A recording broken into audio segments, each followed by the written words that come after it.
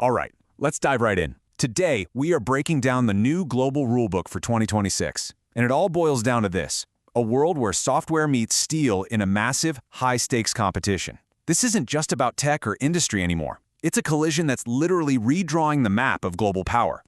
So if you feel like things have changed, you're right. The old era of just go for it globalization, it's pretty much over. The new phrase you need to know is managed rivalry. Now, this isn't all-out conflict. Not at all. But it's definitely not the free-for-all free trade we used to know. Think of it more like a permanent, super intense chess match, mainly between the US and China. So what does managed rivalry actually look like on the ground? Well, it means that for a country, being economically secure is now way more important than just being efficient. Every single trade deal, every investment, every link in a supply chain, it's not just business anymore. It's a strategic move on that global chessboard. So here's our game plan for this explainer. We're going to start with the new global reality. Then we'll look at the two competing blueprints from the US and China. After that, we'll jump into the trillion-dollar tech race, map out the battle for critical resources, understand the brand new risks for businesses, and finally, lay out a playbook for how to actually get by in this new world. Okay, part one, the new global reality. You know, after years of back-and-forth trade skirmishes, we've kind of landed in this weird, shaky balance. It feels like the very foundations of the global economy have shifted right under our feet. So how did we even get here? To give you an idea of how intense things got, just look at this number. During the trade wars of 2025, tariffs on some goods shot up to a staggering 145%. That wasn't just a negotiating tactic, folks. That was a signal that the old economic rulebook had officially been tossed out the window. And out of that chaos, two very different strategies have emerged. You've got the United States on one side and China on the other, and each one is working off a completely distinct blueprint for how to win in this new economic era. And when you put these blueprints side by side, you can see just how different their thinking is. The US is basically building an economic fortress. It sees the economy as a battlefield and uses tactics like friendshoring, which is pretty much what it sounds like, relying on allied countries for your supplies. China, on the other hand, with its 15th five-year plan, is looking inward. The goal is to create what they call new quality productive forces, which is a fancy way of saying they want to master the industries of the future all by themselves with their own homegrown innovation. And the main arena for this whole competition, well, it's the trillion-dollar race for tech supremacy. And right at the heart of that race are two things: artificial intelligence and robotics. But even here, in the world of AI, they're not playing the same game. The US is chasing what's called Frontier AI. Think of it as the ultimate moonshot, creating artificial general intelligence, or AGI. Projects like OpenAI's Stargate are a perfect example. China, though, they're focused on vertical AI. This is way more practical right now. It's about putting specialized AI to work immediately in logistics, healthcare, manufacturing, through their AI Plus initiative.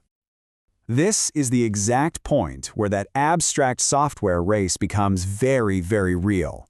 That whole software meets steel idea, you can see it perfectly in the global scramble to design, build, and actually deploy humanoid robots. And the difference in strategy is just stark. In the US, you have Tesla, laser-focused on perfecting its Optimus V3 prototype, getting it just right. Meanwhile, its Chinese rivals, like XPeng, are gunning for full-scale mass production of their iron humanoid by the end of 2026. It's a classic race. Do you perfect the design, or do you go for massive scale first? Of course, all this incredible technology, it doesn't run on thin air. It relies on real physical materials. And that brings us to the next major battleground: the fight over chokeholds and weak spots in our global supply chains. And when it comes to the critical minerals that power literally everything in our modern world, from electric cars to advanced weapons, China has a near total chokehold. I mean, look at these numbers. They control 92% of rare earth processing and 93% of magnet manufacturing. That kind of dominance gives Beijing a massive amount of strategic leverage. So what's the world doing about it? We're seeing a huge supply chain realignment. They call it resilience by design. Mexico has already overtaken China as the top US trade partner. Apple is moving iPhone production over to India. Countries like Vietnam and Thailand are popping up as key China Plus One options. And even the big multinational companies that are staying in China, they're switching to an in China for China model, basically walling off their Chinese operations to lower the risk. But this brave new world isn't just full of opportunities. It's also become a regulatory minefield, packed with new rules and unexpected risks that businesses have to navigate very, very carefully. You can really boil it down to 3 major hurdles. First, China's anti-foreign sanctions law now has some serious teeth, and it allows the government to actually seize a foreign company's assets. Second, there are new U.S. rules that stop American companies from investing in key Chinese tech sectors. And third, China's own economy is facing some serious headwinds, creating this intense internal competition. And that intense competition has a name: involution, or nejuan. It's a really critical idea if you want to understand modern China. It basically describes this brutal race to the bottom, where everyone is working incredibly hard, but it's not leading to better results or bigger rewards. Think of it like a national culture of burnout, fueled by just too much competition for too few spots. So, with this incredibly complex picture, rivalry, risk, realignment, the big question is, how do you actually navigate it? Whether you're a business or an investor, what's the winning strategy for 2026? Well, the playbook for success seems to have 4 key rules. First, map your dependencies with obsessive detail. You need to know where every single part comes from.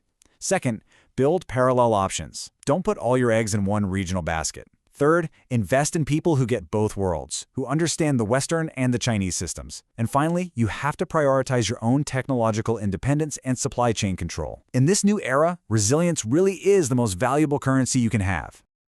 And all of this leaves us with one final, pretty important question to chew on. As the world splits into these competing economic and technological fortresses, with everyone scrambling for self-reliance, who's going to be the one to build the bridges between them?